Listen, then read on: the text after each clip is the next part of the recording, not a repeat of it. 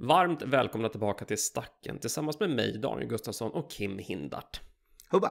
Idag ska vi fortsätta prata lite grann där vi slutade förra veckan. Förra veckan hade vi lite så här allmänt promotion, vad är City Network, om vi som bolag och vår affärsstrategi, lite sådana saker.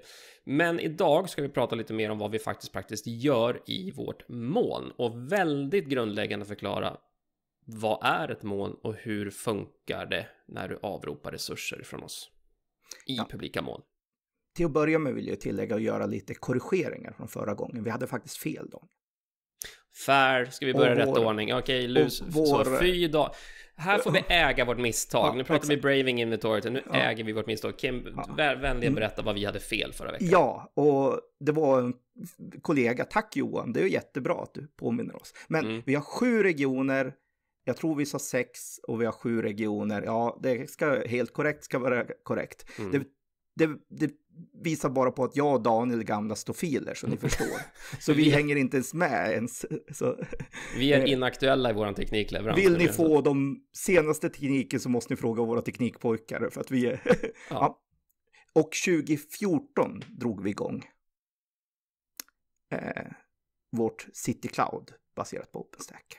Så det var ett par rena sådana fel när vi var. Och sen så påminner Johan om oss att du behöver inte formellt vara certifierad elektriker för att få göra elinstallationer.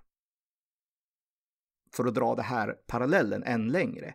Du måste däremot tillhöra ett bolag som är certifierat för att få göra elinstallationer och som har ett egenkontrollprogram.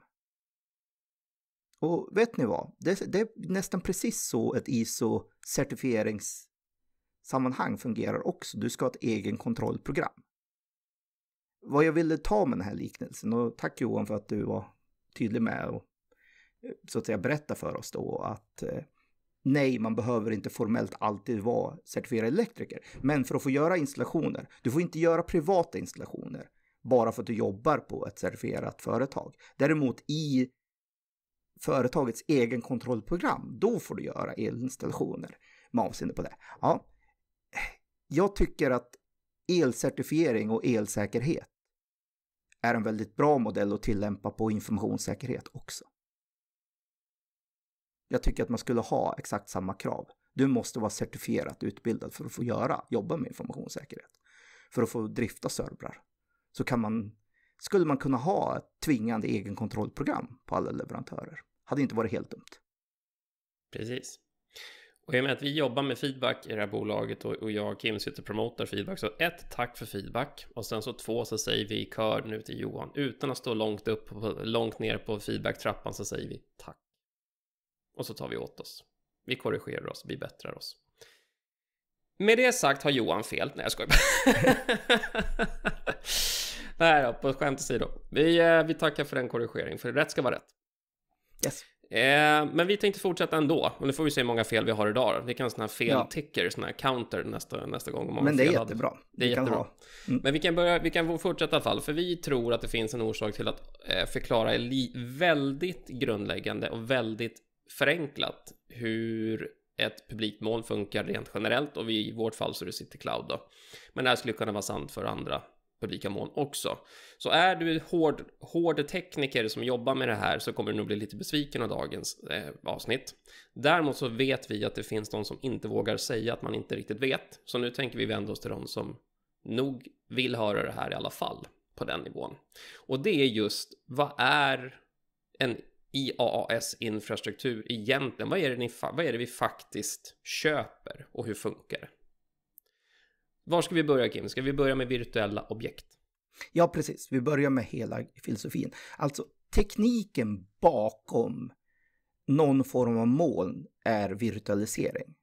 Virtualisering har funnits i herrans massa år nu faktiskt. Men det är ju det att om du tänker en dator, tänker en sån här gammal datorburk som stod på skrivbordet. Om ni har gamerbarn någonstans ute i er, ja, eller om ni är gamers själv. Men nu tror jag det är mer sannolikt att ni har gamerbarn i vår publik, om vi säger så. Då. Förmodligen. Men om ni har gamerbarn så vet ni att de har en stor PC-låda fortfarande.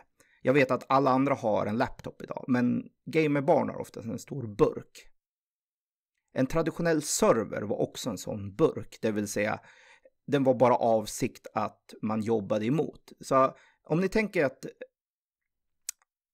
internetbank, ja då har ni ju en webbläsare själv, det är ju er klientdator på en laptop. Men sen så måste ju den kunna öppna en hemsida. De hemsidorna ligger på en server. Så allting digitalt appmässigt som man tillverkar behöver antingen ligga på en klient eller så behöver de ligga på en server. Och eftersom allting är online idag så är det väldigt mycket som ligger på en server. Så där är själva applikationen på en server. Servrarna, ja, det är en datorlåda som alltid är uppkopplad i praktiken. Den är till för att det ska alltid finnas möjlighet att ansluta till den från en massa olika klienter. Ja. Internetbank, Ikeas hemsida för beställning, Foodora eller något sånt för att beställa pizza, din Gmail. Ja, det är servrar bakom. Och då är det ju så att en gång i tiden så var det ett 1-1 förhållande. En server, det var också en hårdvara. Den hårdvaran hade en viss andel RAM, en viss storlek på sin hårddisk och en viss kapacitet på sin processor. Lite som en helt vanlig dator idag, fast olika generation. Så ju äldre en server var, desto kanske långsammare processor hade man inte slängt in mer minne i den så kan den ha ganska lågt RAM-minne och sånt. Så det är ju så. Sen kom teknologin att kunna virtualisera. Det vill säga, du kan dela,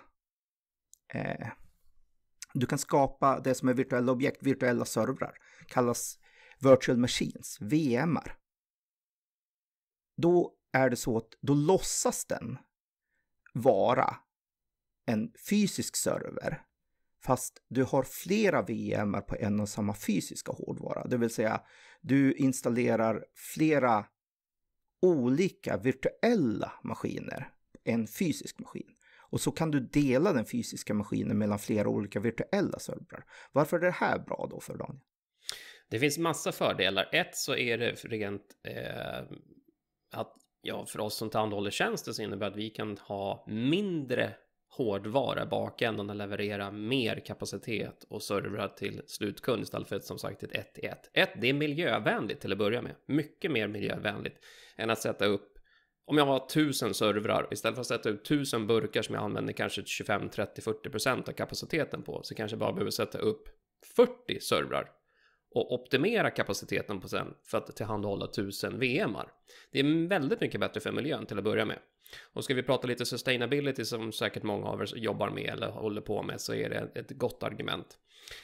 Så det skulle jag nog säga att det är den största orsaken. Sen 2 så är det just det här med att optimera hårdvara också. Att kunna, istället för att en burk går sönder, och så måste vi måste ha burkakuten som kommer och hjälper burken så att den lever. Så sprider ju faktiskt de här VM:arna ut sig på kanske flera servrar bakändan på, så vi kan balansera det här mellan tjänsten, mellan hårdvaran bakom, vilket gör att er upptid kommer bli bättre också. Så det är 2 argument. Kommer du på någonting annat som vi kan ta? Nej, mer att när allting blir digitalt, så det här är en digital datafil, då kan man ju också göra det här med att skapa en server, installera program på en server programmatiskt. Så att här blir allting att du kan jobba med allting som kod. Du kan så att säga programmera en installation av en server utan att du behöver ha någon fysisk sladd eller något sånt. Du behöver inte tänka på de fysiska kopplingarna längre. Du kan gå in och säga, nu behöver jag en server. Om jag behöver beställa en server på ett företag i den fysiska världen, ja, då måste jag säga åt teknikerna att beställa en server. De måste beställa det från sin leverantör, det måste skickas och budas och de måste gå in i datahallen och skruva upp den. Och sen koppla in ström och nätverk. Och troligen då installera även ett operativsystem på själva servern för att den ska fungera. Det behöver du inte göra i den virtuella världen, för där kan du med programmatisk grej beställa det virtuellt eftersom allting är ändå datafiler. Så en virtuell objekt är en enda stor datafil, men när du kör den mot vad som kallas hypervisor eller virtualiseringsenhet så att säga, så beter den sig precis som sin fysiska motsvarighet. Och då är det ju bara så att för att vara tydlig, idag kan du virtualisera mycket mer än bara server. Du kan virtualisera en switch, du kan virtualisera en brandväg, du kan virtualisera en lastbalanserare, du kan virtualisera en router. Allt det här är sådana här grejer som man brukar ha i företags deployment-nätverk för att liksom se till att man har sin miljö uppe. Och allt sånt kan agera som virtuella objekt. Det är det vi pratar om, virtuella objekt. Alltså virtualiserad, någonting som normalt finns i en fysisk datahall som vi har, som du kan beställa virtuellt. Virtuella objekt. Och ja, där är det ju så hela grejen med att just kunna dela är, för om du tänker dig att du har en sån här gaming-PC stående hemma med väldigt hög kapacitet. Den är ju använd väldigt lite ur ett tidsaspekt. Så vill man optimera det så skulle man ju vilja att folk kan spela, flera olika människor kan spela på den maskinen dygnet runt. Men som enskild människa kan man inte göra det, utan ibland sover vi, ibland gör vi någonting annat. Här är ju just virtuella servrar också bra på just att du kan dela det över tid, det vill säga du kan ha flera olika virtuella maskiner. Och sen så kan man dela över tid. Ja, då är det inte säkert att man som ensam som företag har fullt behov av det hela tiden. Man kanske inte har behov av mer än 3 servrar. Och de kanske inte används helt. Ja, det här är ju fördelen då med oss moln. Vi kan dela det över många olika kunder.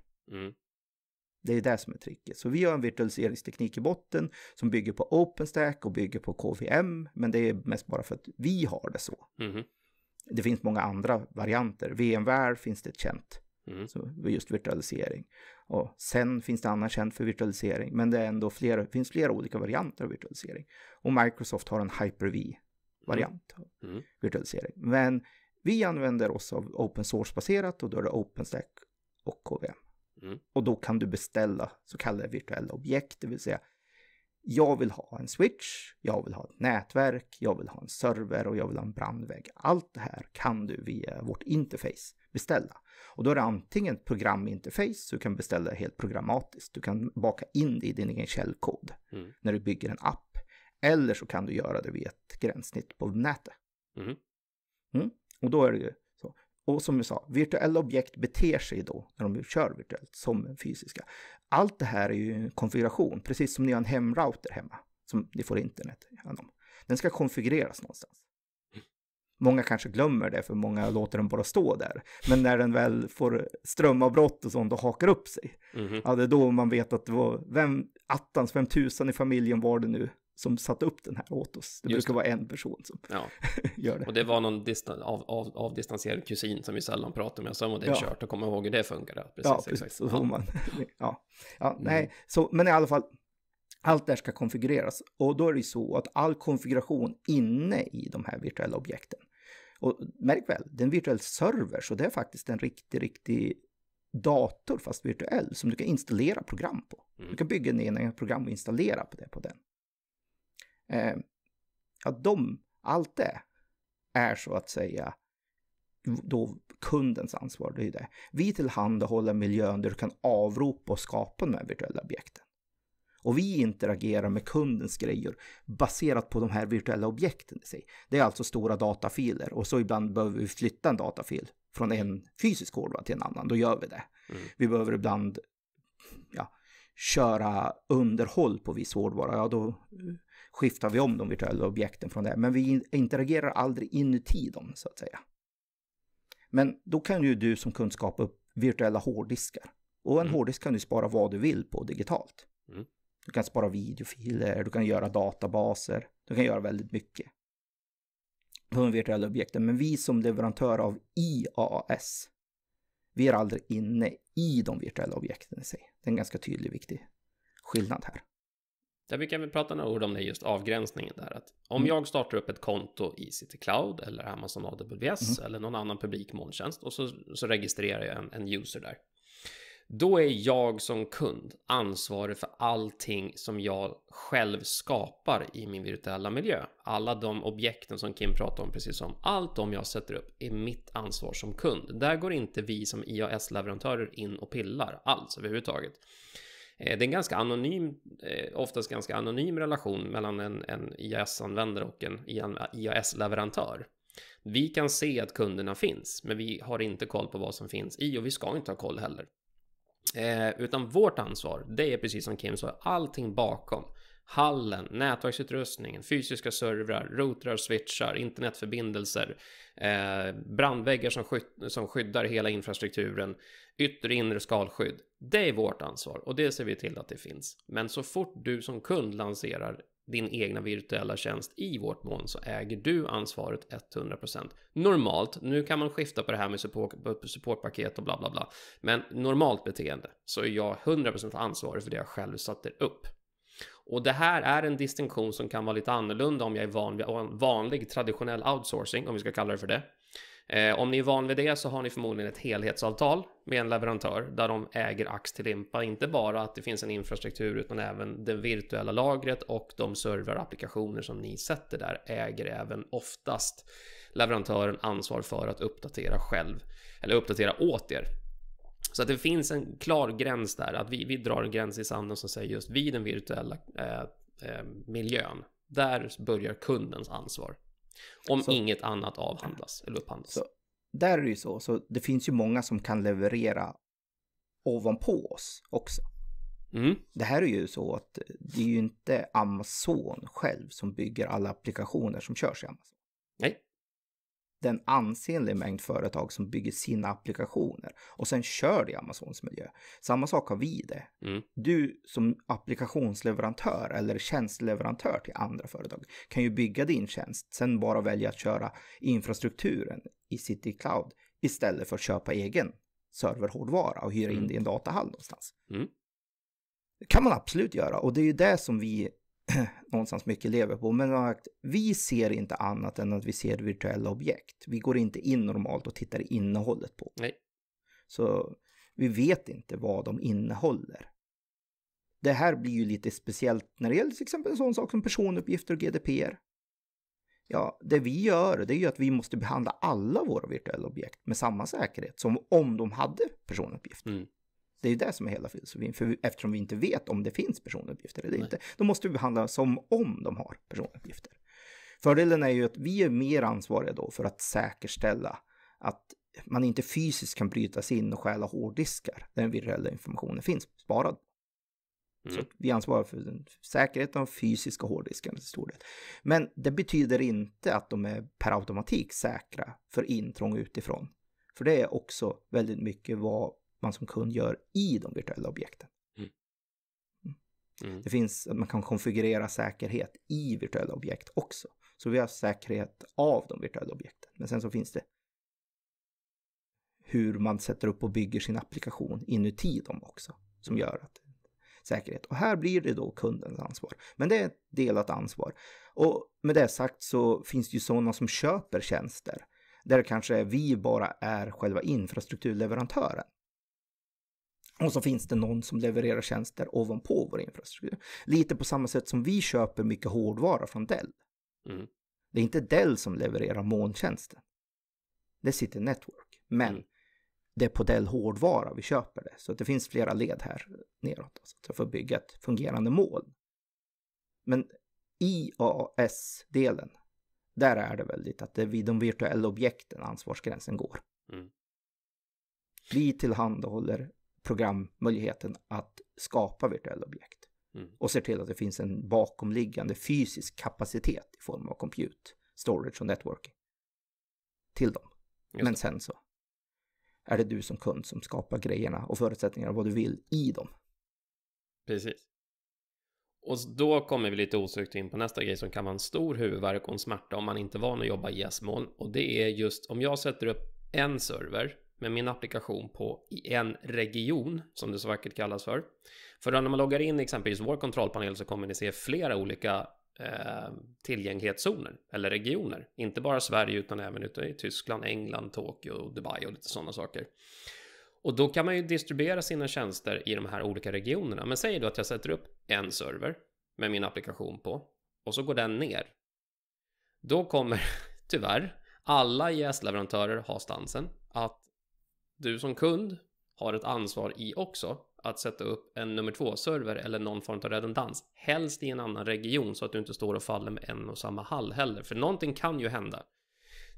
det kan gå sönder saker. Utrustning kan gå ner. Tillgänglighet kan försvinna. Vad det nu är för någonting. Och går den då ner och den försvinner, då finns det oftast en jättestor frustration av att men min server är ju nere, ni måste förstå att jag har panik. Absolut. Och det förstår vi, för att vara tydliga. Vi har full förståelse för det. Men det som jag som kund måste ha med mig när jag går in i ett IIS-moln, att jag behöver sätta upp en redundans. Och det där finns fler regioner att kunna utnyttja det till. Och det ligger faktiskt på kundens ansvar. Default. Om inte jag har ett direktavtal med en IIS-leverantör som hjälper mig med det, eller någon konsultfirma som hjälper mig med det, så har jag det ansvaret själv. Och det här också skiljer sig lite mot traditionell outsourcing. Ja, men för att vara tekniskt korrekt, så om vi skulle hjälpa någon med, skulle det fortfarande vara så att vi sätter upp saker i fler regioner. Just det. Så vi gör det möjligt att kunna driva din tjänst från flera olika regioner. Så är det. Ja. Så att här finns det ju en rad hjälpmedel, men absolut, det är pedagogisk grej att förklara det. Men en region, det är alltså ett eget moln i sig. Varje region är ett helt fristående, ett self-sustained, alltså den kan leva helt oberoende av de andra regionerna. Ja. Det är det som är hela grejen med en sån. Och det är normalt egen dedikerad hårdvara och nätverksutrustning som står i någon datorhall någonstans. Ja, och ja, här är det ju lite grann också att man får vara tydlig med var står den. Är det EU-lag som gäller, amerikansk lag som gäller och lite sådana saker. Så det blir en extra intressant aspekt i många sammanhang i det här för att få med det. Men regioner, egna små moln och sen så via vår kontrollpanel då kan du komma åt flera olika moln. Har du hört? Det här blir extra knepigt. Ja, och då finns det ju dessutom olika säkerhetsnivå på olika regioner. Det gör det också. Här är också extra spännande därför att rent tekniskt kommer de fungera på samma sätt. Jag sa det ibland till några av våra säljare, en stor utmaning vi har är faktiskt det att det tekniskt fungerar för bra i vissa av våra publika regioner. Därför att då förstår inte kunden varför ska jag betala mer för er compliant region. Exempelvis. Jag får ju inget mer för jag får ingen snabbare dator. Nej, det är inte snabbheten på datorn, det är all säkerhetsåtgärd runt omkring datorn. Som är det viktiga som gör att det kostar mer i vissa regioner kostar mer än andra. Men den är svår att förklara om det enda du ser är hur snabbt går min applikation. Ja, tekniskt kommer de fungera på samma sätt. Så är det bara. Det är hela filosofin, men det finns olika säkerhetsnivåer runt omkring det som gör att det blir en extra overhead. Och ja, den här är svår att förstå, men det är liksom, ja, det är det. Så att... Ja, det kan ju till och med vara svårt att förstå även om jag inte sitter mellan två, typ i vårt fall då publikt mål och compliant cloud som skiljer sig i compliance-region, alltså nivån. Det kan vara svårt att motivera att jag ska använda 2 zoner i ett publikt mål också, om den aldrig går ner. Nej, om den är uppe för mycket. Ja, jag kan bli för trygg av att den alltid finns tillgänglig. Ja. Så upptid är ju någonting vi slåss för jättehårt som leverantör att ha god. Så mycket det bara går. Vi vill ju inte ha ner tid. Det är faktiskt inget kul för att tydlig heller. Vi lider väldigt lika mycket som en kund gör. Det är jättetråkigt när saker och ting går ner. Men om det är uppe och vi är duktiga på att hålla saker levande så kan det också ibland vara svårt att motivera varför man då ska använda 2 regioner, publikmål exempelvis för en lastbalansering eller någon form av redundans. Men vi uppmanar alla att det är så man ska tänka och så man ska göra. För då slipper man problem. För hårdvara kan alltid gå sönder. Det måste man leva med. Det är en verklighet.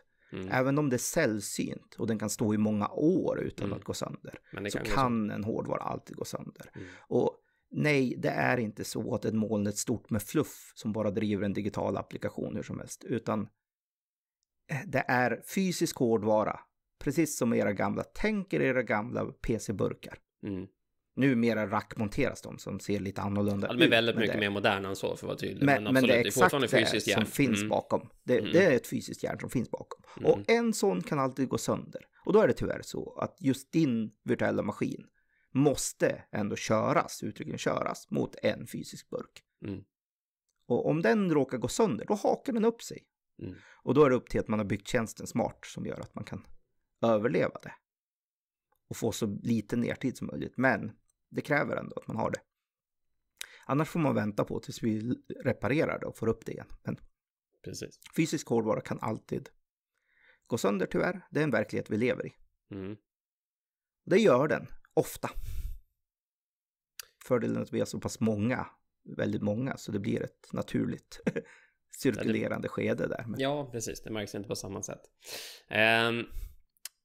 Det är lite intressant. Jag är ju fortfarande lite nyfiken på hur man resonerar ute i stugorna fortfarande. För som sagt, vi är ett läge fortfarande där vi har inte passerat 50% spärren för eget järn, egen källare eller egen datahall kontra att börja använda molntjänster av någon slag, oavsett om det är IaaS, PaaS eller SaaS-moln. Men det är ju en trend som går åt det hållet. Men jag skulle vara lite nyfiken att höra om det finns åsikter ute, om det finns restriktioner till varför man inte vågar eller man inte vill. Eller motivering till att det kan vara mycket bättre att köra en egen drift också. Så hör av er till oss i så fall. Det hade varit kul att höra lite inspel hur ni resonerar runt det här. Och det gör ni i så fall på citynetwork.se/podcast, så kan ni skicka frågor till oss.